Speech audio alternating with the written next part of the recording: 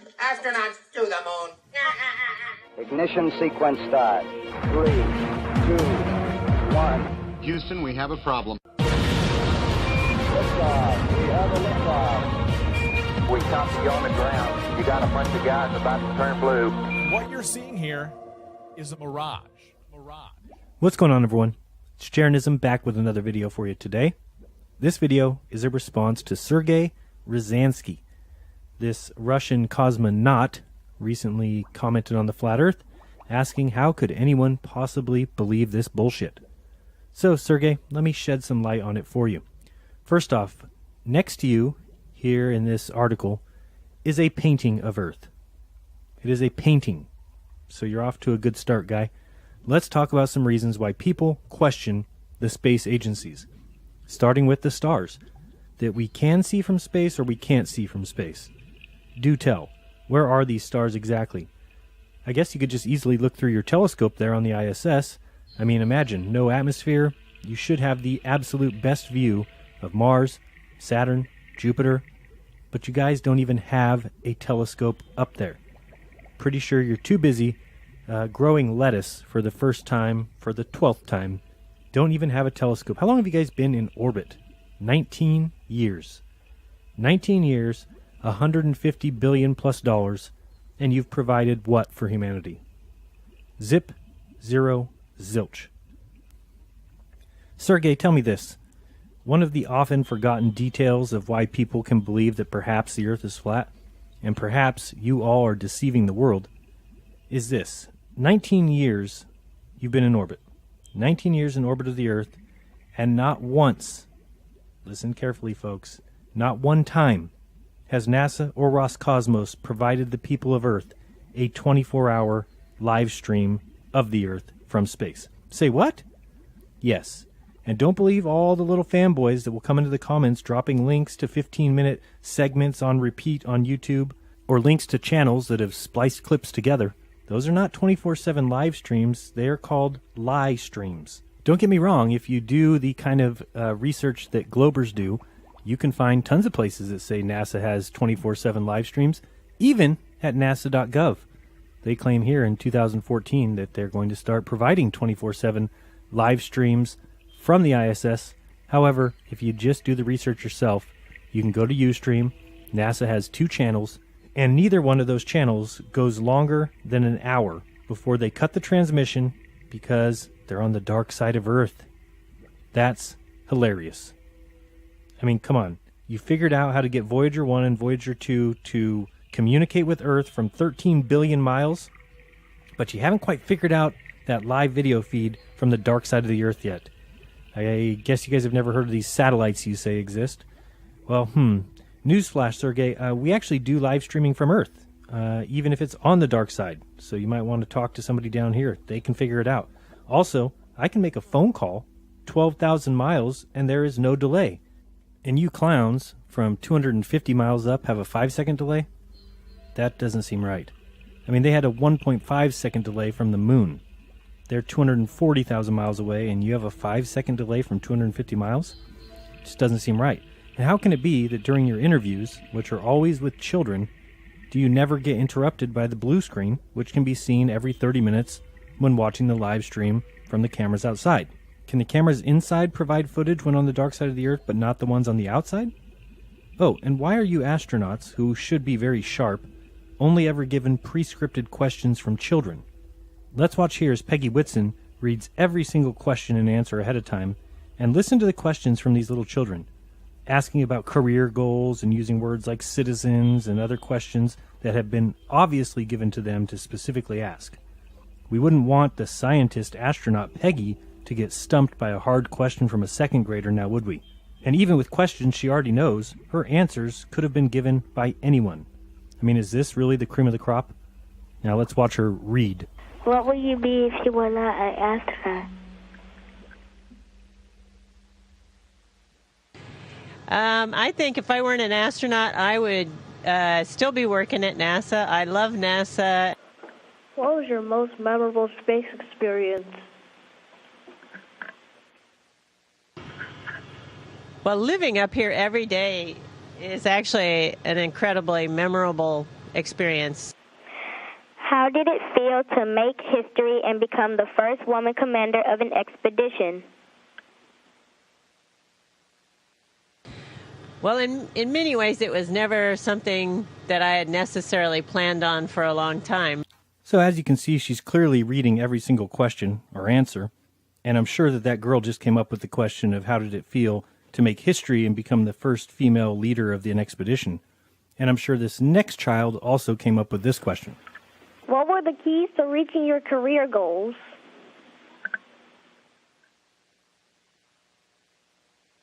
I think that determination and work ethic, I think, were key for me. I had to study really hard in school to do well, but that paid off, that all the studying paid off for me.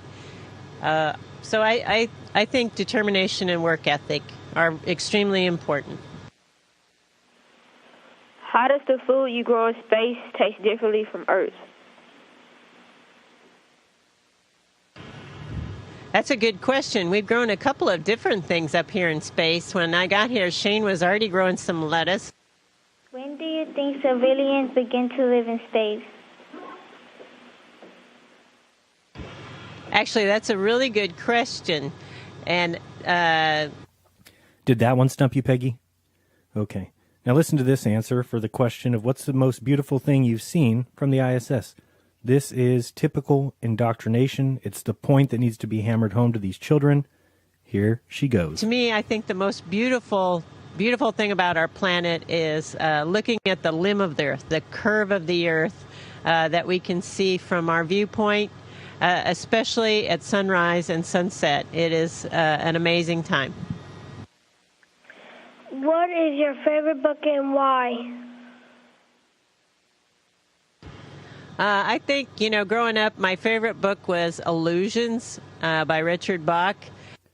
Illusions. Her favorite book is Illusions. So I hope you're starting to see why people are entertaining the idea of a flat Earth. Let's go back a little bit earlier when I asked you about the stars. Can we or can't we see them from space? I mean, being that we cannot get the answers ourselves, we need you, the astronauts, who are paid by us to tell us the truth. And here's something that no one seems to understand. In space exploration, which is funded by the people of the world, and where it is not possible to have independent witnesses of the actual events, we as people have every right to expect the record to be 100% genuine, honestly portrayed, and honestly represented. So I ask you again, can we see stars in space? Let's ask some astronauts.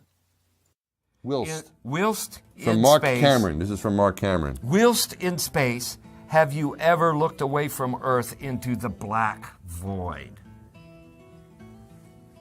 Yeah. All because the you can time. see. Yeah, Because you can see the stars. Oh yeah. And pretty much all the time you can see the stars. Yeah. It's not which a is black cool void. thing. I mean, it's black, but there's all kinds of little polka dots. There's all the stars there, and the cool thing is about it, you can see it during the day. Yeah, you can, and there's more than stars. You can see planets. You can Right. see moons. You see the gas Magellan clouds of the Milky you Way see galaxy. the Magellanic Clouds. Magellanic. See, I was. Yeah. All right, interesting. So we can see stars from the day side or the night side of Earth. Got We you. went up, and when you're in space and you're looking into deep space and you're on the sun side of the orbit, the sunlight washes out all the starlight, so you can't see any stars, just like here on Earth. But then when you look out into deep space away from the sun, it's the darkest black you can imagine, right? And so what happens is you really lose your depth perception. You can't tell if something's close by or far away, and so all Because the you time. can see, Yeah, because you can see the stars. Oh yeah. And pretty much all the time you can see the stars. Yeah. It's which not is a black cool thing. void. I mean, it's black, but there's all kinds of little polka dots. There's all the stars there, and the cool thing is about it, you can see it during the day. Yeah, you can, and the sunlight washes out all the starlight, so you can't see any stars, just like here on Earth. But then when you look out into deep space away from the sun, it's the darkest black you can imagine, right? Like, are they just brighter than on Earth, or how would you describe it? They're brighter, but they're different. A lot of things different about them. One, you don't have the atmospheric distortion, so they don't twinkle, right? So you see lots of points, and you see lots of points, and that literally millions of them. There's The thing about Carl Sagan, billions of stars, there really are billions and billions of stars, and you can see them. In fact, they're so numerous, it's very difficult to pick out the constellations you and I see here on the ground. Mr. Armstrong, I do realize that when you were on the moon, you had very little time for gazing upwards. But could you tell us something about what the sky actually looks like from the moon, the sun, the earth, the stars, if any, and so on? The sky is a deep black when viewed from the moon, as it is when viewed from cislunar space, the space between the Earth and the moon. The Earth is the only visible object other than the sun that can be seen, although there have been some reports of seeing planets. I myself did not see planets from the surface, but I suspect they might be visible. Yeah. So because you can see, because you can see the stars. Oh yeah. You know, and pretty much all the time you can see the stars. Yeah. It's not a black cool void. thing. I mean, it's black, but there's all kinds of little polka dots. The Earth is the only visible object other than the sun that can be seen, although... So you see lots of points, and you see lots of points, and that literally millions of them. You know, there's... The sunlight washes out all the starlight, so you can't see any stars, just like here on Earth. But then when you look out into deep space away from the sun, it's the darkest black you can imagine, right? The sky is a deep black when viewed from the moon, as it is when viewed from cislunar space, the space between the Earth and the moon. And there's more than stars. You can see planets. You can see moons. You see the gas Magellan clouds of the Milky Way you see galaxy. the Magellanic Clouds. Magellanic. See, I was. Yeah. So, Sergey, I mean, I have to ask people, how is it that they believe the bullshit that has come from NASA, Roscosmos, and the other space agencies? Don't we deserve the truth? Tell me, Sergey, who is it that pays your salary? Who pays for your rockets? Who pays for the Soyuz? Who paid for the ISS? Speaking of things that you should be able to see from the ISS through a telescope if you only had one up there, but I guess you're too busy sending up NFL jerseys, footballs, and gorilla costumes to worry about other things like a telescope. But what about Venus? Yeah, Venus, I just recently, just to show you a little reason why we doubt the space agencies, went to Universe Today to learn a little bit about Venus. So I went to Universe Today, which is pretty respected in the astronomical world. And what did I find? Well, here is a picture of Venus as imaged by the Magellan 10 mission. And it says below it, the planet's inhospitable surface makes exploration difficult. So as we continue to scroll down, we can see some other pictures of rocks. Wow. And they must be real because they have letters and numbers on the bottom of them. From 1975, no doubt. 43 years ago, you sent a craft to Venus, and it took photos in this inhospitable place, and then I guess used its 1975 internet space Wi-Fi to transport these images 25 to 250 million miles or so. Sounds believable. As we keep scrolling, we see another image of Venus. This is the Mariner 10 image, and it's blue. Yeah, blue Venus, even though we scroll back up here and see the other image was red. Yeah, I should just believe whatever you say, right? So I hope you will quickly see why we questioned it all. And Sergey, let me just tell you, your agency, along with NASA, have filled the heads of the public with lies, with distorted truths, with fisheye lenses, and impossible feats that we are all supposed to believe just because you say so. So let's take a quick look at this article, make a few comments, and then maybe look at some of the readers' comments, and I have a few remarks on those as well. So the article is titled, "How Can Anyone Believe This Bullshit? Russian Astronaut Slams Flat Earth Theory." Again, you're pictured next to a drawing, which is definitely proof of everything that you say. The article is poorly written. I'm hoping it has something to do with translation. But it basically says that the Flat Earth theory has been growing in popularity exponentially of late, with celebrity endorsements including basketballer Kyrie Irving and cricketer Freddie Flintoff. It then says that Russian cosmonaut Sergey Ryazansky had this to say, said the prevalence of the pseudoscientific theory is due to poor education in the West. Yeah, that's probably the reason. He said people won't believe in any proof. It's all originated in the West, perhaps because they are not taught the deep foundations of sciences, namely of physics, like in this country. He said, I am sorry to hear it's echoing in Russia as well. I have no idea how one can come to believe all this bullshit. Mr. Ryazansky said the theory is about internet trolling and having people on. He added, when it comes to Flat Earth, this is again the spirit of our time. It's so easy to troll a public figure, pardon me, on the internet. He goes on to say, you are far away from him or her. They can't wipe your nose, even if there is reason to do so, and they can easily be insulted. I personally take Flat Earth theory as a perfect, massive space trolling. Nothing more. There's nothing serious behind it. It is just about playing a trick, waiting for what will come next, whether this or that cosmonaut will respond. Scroll down a little bit here. I never get involved in it on social media, as it's a shame to spend my precious time there explaining elementary physics to people. The astronaut said the reason people use pseudonyms is to hide how dull they are. He concluded, on the other hand, why not, since one is striving to play jokes and they do it on the internet. You have perhaps noticed that these users are most often nicknames, since it takes a certain courage to acknowledge that you are dull.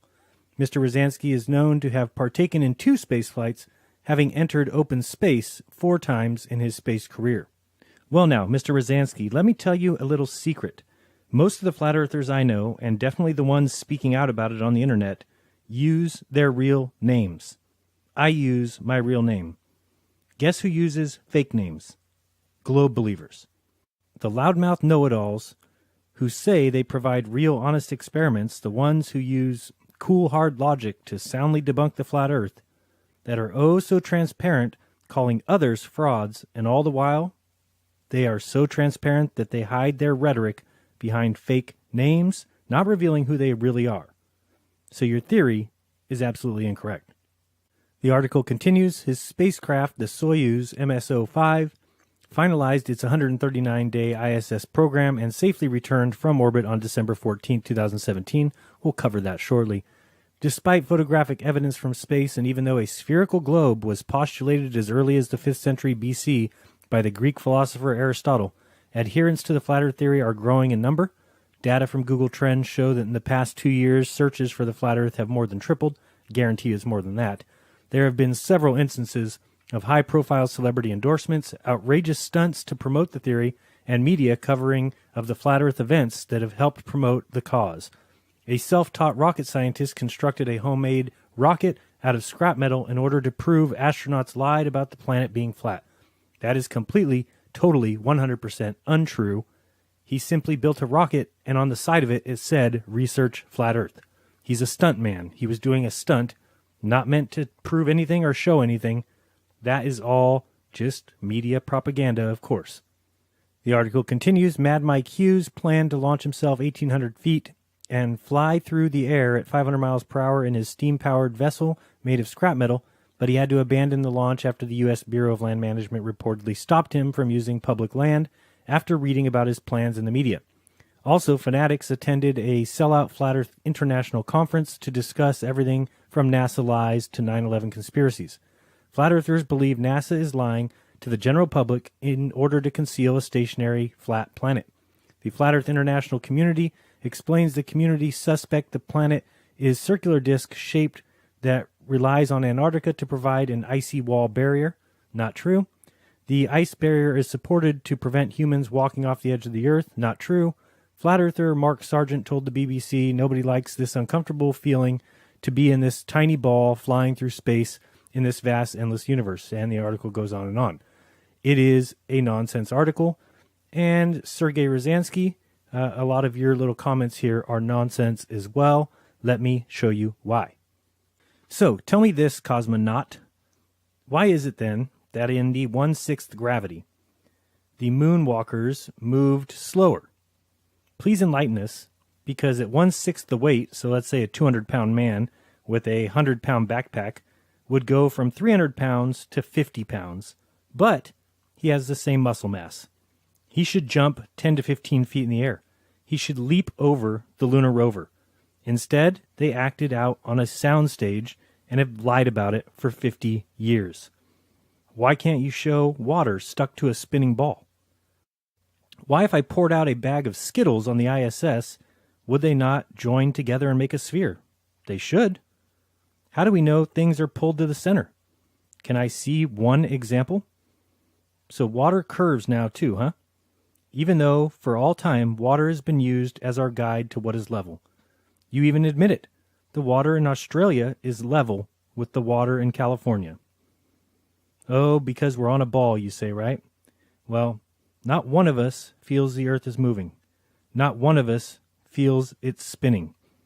Actually, if it wasn't 1,000 miles per hour, but it was 1 trillion miles per hour that we were spinning, we still wouldn't feel it.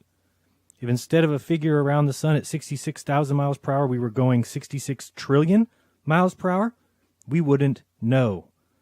See, now maybe you can start to see why we have our doubts about you and your space agency.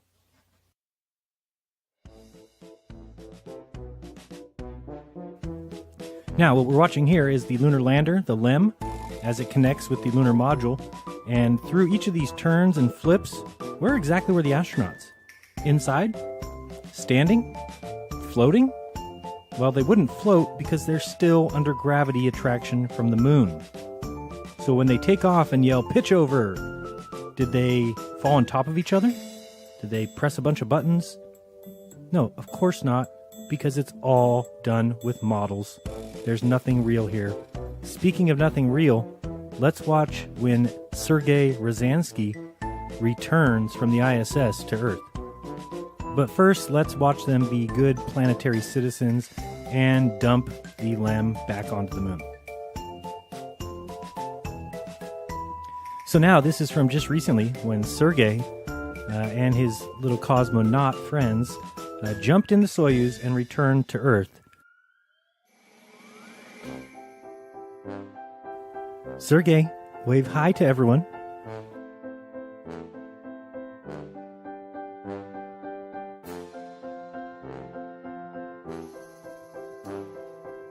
Now, you see this little craft here that is nothing more than a model. It's such a joke. Because, Sergey, you're inside there, right? You're inside that middle pod. Do you happen to have any camera footage of that? It's just like we didn't have any camera footage of Neil and Buzz when they were landing on the moon. It seems like you only have camera footage when you want to. It's not all the time. Where's the camera footage from you guys being in this middle pod?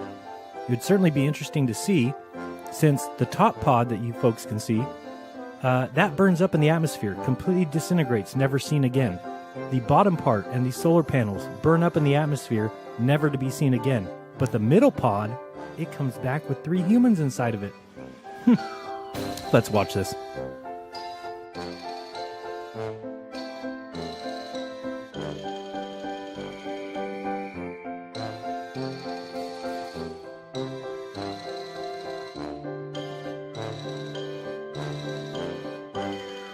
What a joke we have, what a fraud we see. We pay liars to lie to our faces, example Sergey Ryazansky. They lie about the sphere, they do us in the rear. Oh, how I hope he never burns up in the atmosphere.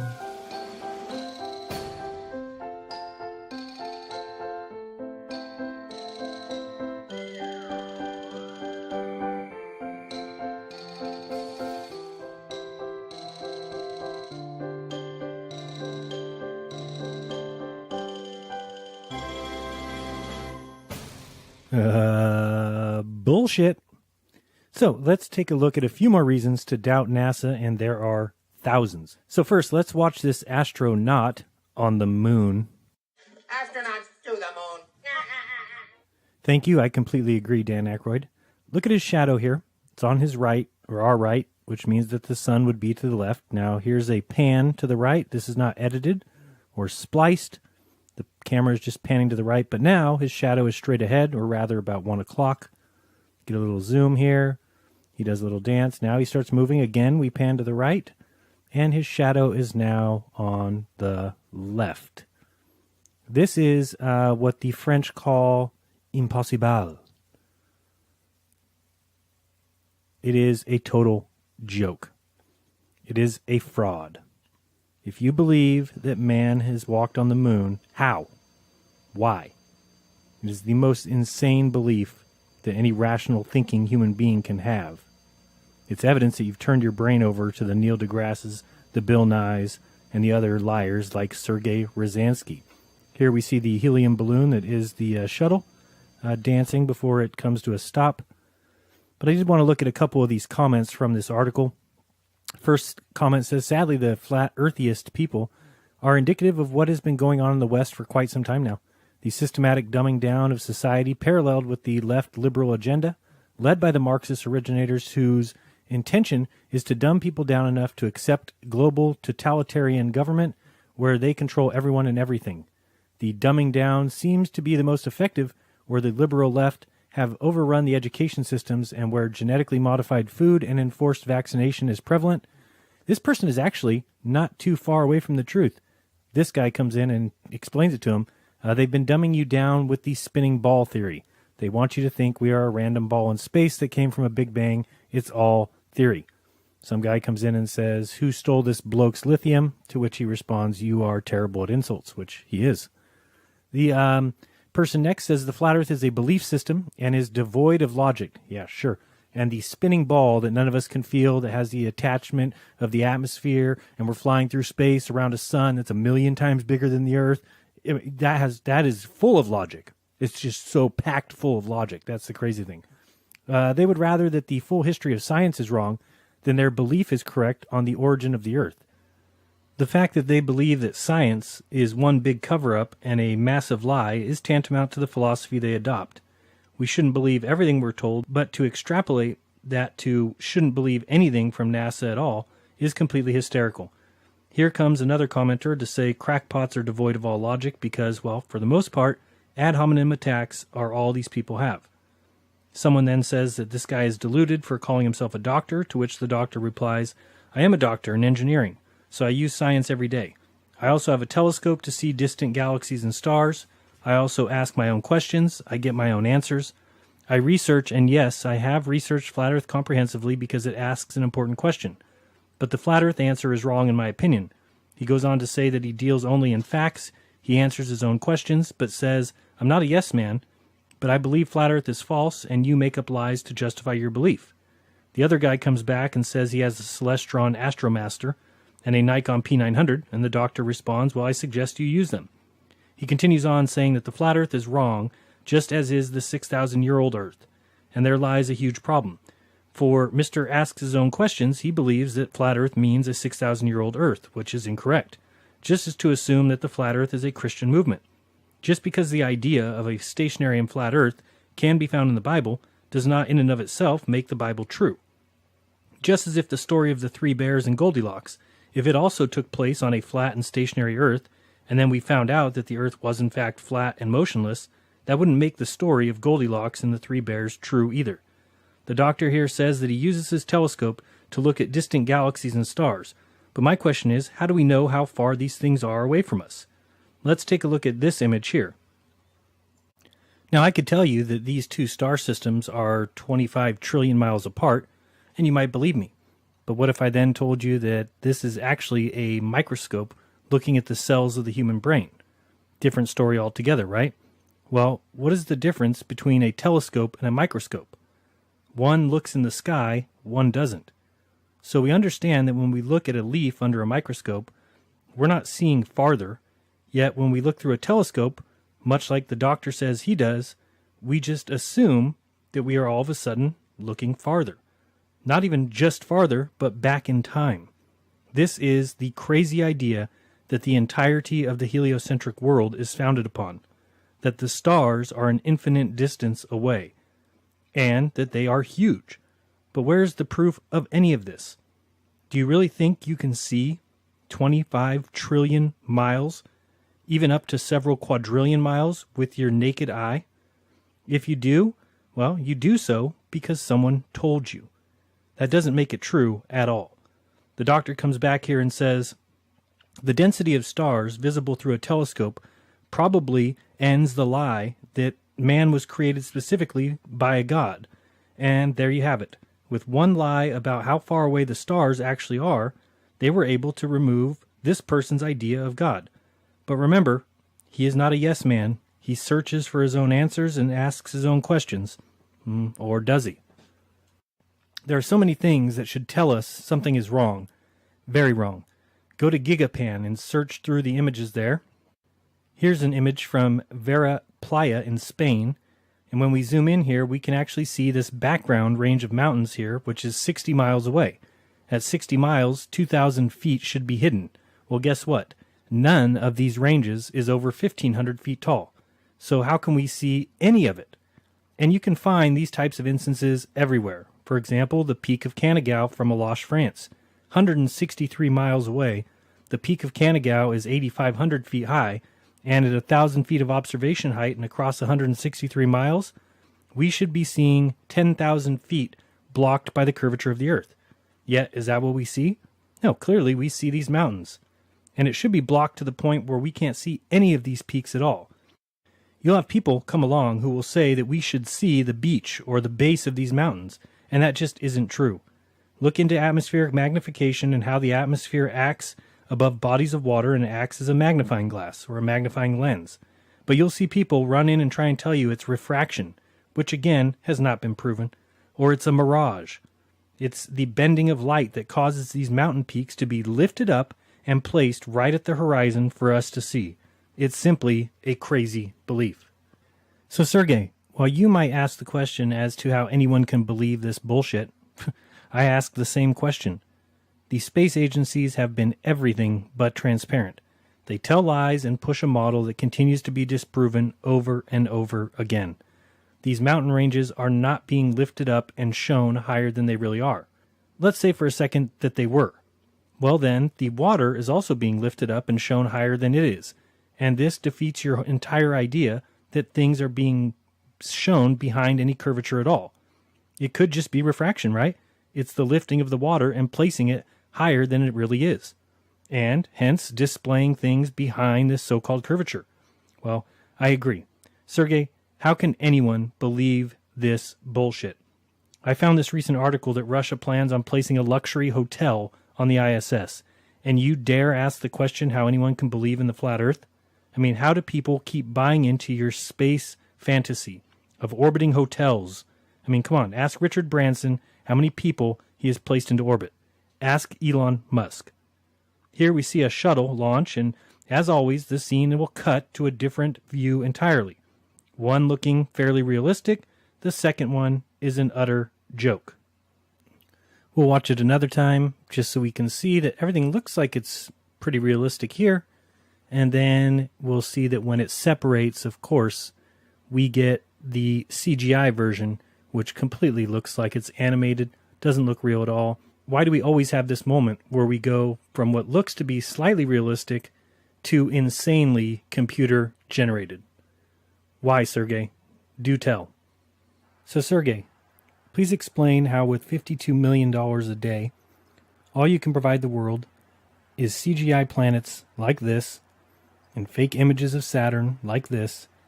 I mean, honestly, are we supposed to believe that that is Earth from Saturn? And that this image is a picture of the Earth and the Moon? Then we get to these circular planet images, and they don't even resemble spheres at all. Clearly, they are just drawings, just graphics, not reality. So why is it that you guys are so afraid of showing people what the Earth really looks like? Someone needs to tell the CGI artist on this image that there is clearly a problem, as places like Bulgaria, Turkey, Romania, Hungary, the Ukraine, Poland, Latvia, Estonia, Finland, Sweden, Norway, Svalbard, and more share a time zone with Africa and can't be in the dark, as this image seems to show. So much of the imagery that we see from space is clearly fabrication. Like this view here, which was taken, I guess, on the one and only day in history that no clouds existed. So why is it that every time we get images from space do we have to use a fisheye lens? It really looks like you're afraid of showing something. Why do you have to alter images from space to match what we were all taught in school at such a young age that we had no choice but to believe it? Why, when someone does question it, are we called morons for daring to question the shape of the Earth? Well, Sergey, when I see videos like this, clearly showing the ball image of Earth, it's nothing but a lens effect, then I have every right to question this bullshit. Newsflash, Sergey. People don't want to see Earth wrapped up like a ball. They want to see the truth. If the Earth is a ball, then show it, and clearly it will be shown as a ball. But to always use GoPro lenses to show the Earth as a ball doesn't make a lot of sense. If the Earth is a ball, show real images of the Earth, and it will be a ball. When you use GoPro lenses in every single case, it looks fishy. I mean, here on the screen, you'll see that I keep pausing this image when it's reversed. Now the Earth is concave. So what is supposed to be the truth here, and why are you guys afraid to show it? To me, it looks like somebody has a huge fascination with spheres. Everything must be a sphere. Here we see the famous Felix Baumgartner Red Bull jump, with the ball below him consisting of Nevada only. Clearly, this is an altered image, and again, I ask, why are you afraid of reality? It's just like your cupola window there on the ISS, which is clearly shaped to show the Earth as a sphere. You do understand that, right? Tell me, Sergey, what should our attitude be towards patches like these? Clearly occult symbology. There you've got the 3 dragons. You've got the devil here with Get Your Kicks on 66. What should our attitude be towards these patches? Here's one with the phoenix. Next we have the one with the upside down star. Are you telling me, Sergey, that no one knows what the pentagram stands for? Is this just a surprise to you? Here's a patch, We Own the Night. Here's another one, The Cat's Out of the Bag. Here's another with some sort of wizard at the top of the pyramid Earth. I'm not even sure what's going on there. You got another one with the bull, as if we don't know what that symbolizes. And here's some of the Illuminati and Freemasonic designs, which are clear, showing the Eye of Ra, showing the pyramid, the capstone, and culminating with this patch, which is as obvious as it can get, what's being shown here. Here we have a patch that says No Country Too Sovereign, which is interesting. I'm sure other people love to hear that one. We've got this one here, A Lifetime of Silence Behind the Green Door. That's always good to tell people who are the ones financing all of your work. We've got this one with a dragon holding the Earth. We've got even more obvious ones like this one here called Project Zipper. We make threats, not promises. And of course the zippered mouth. How about this one? Don't ask. NOYFB, which if you don't know what that stands for, it stands for none of your effing business. How about this one here? Nunquam ante nunquam interim. Never before, never again. And you've got the 3 snakes holding the Earth. Do we really need to be any more obvious than that? Then you see images like this one, which is an official NASA image. I mean, how much more do we need to see to realize fabrication is going on here? We already know that all satellites are basically taken up by balloons. That's, now starting to come out. You've got images like this. What exactly is going on here, and where are they? Who knows? What about the images from astronauts going back as long as astronauts have been around, always doing this hear no evil, see no evil, speak no evil pose, which certainly, says a lot. So I think ultimately what it comes down to is we could look at the Nuremberg trials and know that 19 Nazis were convicted at the Nuremberg trials. The others created the CIA, NASA, Big Pharma, and infiltrated every area of the U.S. government. Do you think we should just drop that, forget all about it, pretend like it didn't happen? Or should we realize who it is at the helm of NASA and these other big letter agencies? We even know why you lie to humanity when we hear comments like this. There are some people who have been so inspired by the achievement of what was thought to be impossible that they are now prepared to lift their own sights and believe that it is possible, let's say, to eliminate poverty, if you like, to eliminate tyranny. But still, anything that liberates the human spirit or causes people to believe that hope is worth cherishing is in itself a very significant human contribution. Well, despite what your handlers tell you, Sergey, lying to the human race is not an important contribution to humanity. It's a disgrace. We didn't go to the moon. It's obvious. How long are you going to allow little parrots to run around calling other people names simply because they can see through the lies. Future generations will laugh at ours because of you, Sergey. You think it's for the better. You will decide what people believe and what they don't. Well, Sergey, you said it earlier that this belief is done by people making a joke, using screen names, and is not a true belief. Well, here I am, open to a debate that matches your schedule. My name is Jaron Campanella. I'm very real. That's my real name. I'm not hiding behind anything. I'm ready to discuss with you the many issues I have with your space propaganda machine. So rather than say that you can't see how anyone can believe this bullshit, why don't you find out why we do? Have a discussion. Something that NASA, Roscosmos, Neil Tyson, Bill Nye, Michio Kaku all have failed to do. Find out why we don't believe in your space fantasy, and then prove that what you say is the truth, or get out of the way. The time for liars is over. Because just like the title of the article, I too can no longer see any way, no rhyme, no reason, how anyone in the world can believe the space agencies or you. Prove me wrong. Go for it. I'm right here. If the globe is so true, then it should be easy to provide the evidence needed. Take a GoPro non-fisheye lens with you on your next launch. Attach one inside the Soyuz with you when you dock, or when you separate. I mean, with just 1 million of the 52 million that you get every day, you could buy 2,000 GoPro-like mini cameras and include one everywhere. Why isn't there one on every satellite? Why not throw a GoPro into orbit? So don't say that we don't believe any proofs. It just so happens that words don't count as proof. Provide the proof, and I'll believe it.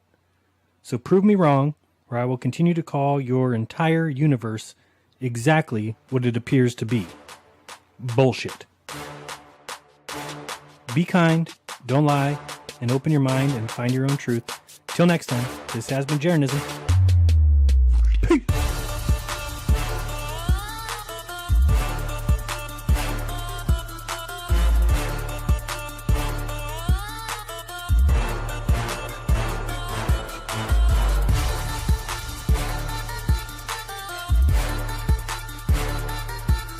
Hey guys, if you appreciate these videos and want to see me make more, please consider a donation, either paypal.me/Jaron or at patreon.com/Jeranism.